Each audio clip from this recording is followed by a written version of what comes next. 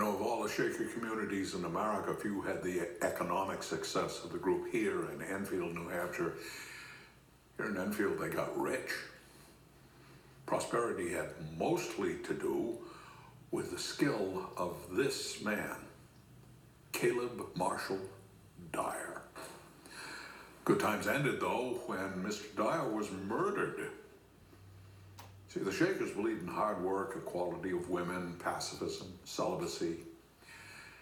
And they owned everything in common. There was no private properties.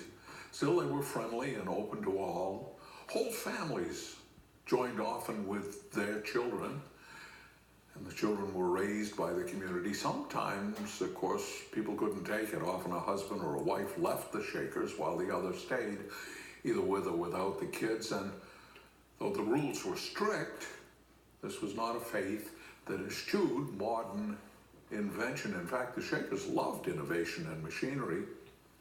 Here in Enfield, the Shakers partnered with the local mill owners here, and they made cloth, they made spools, they made machinery.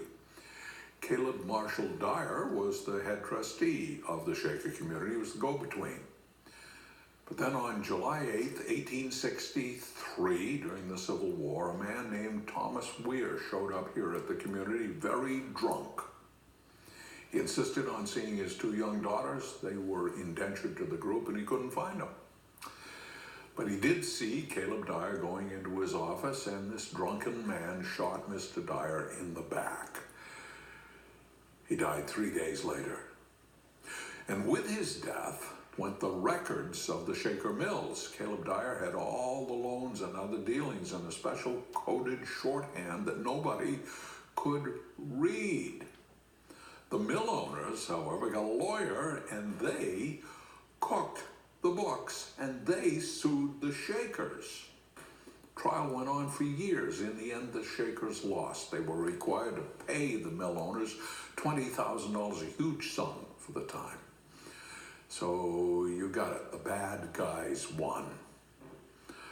The murderer, by the way, Thomas Weir, served 13 years in state's prison, lived out the rest of his life here in Enfield, doing odd jobs for the Shakers.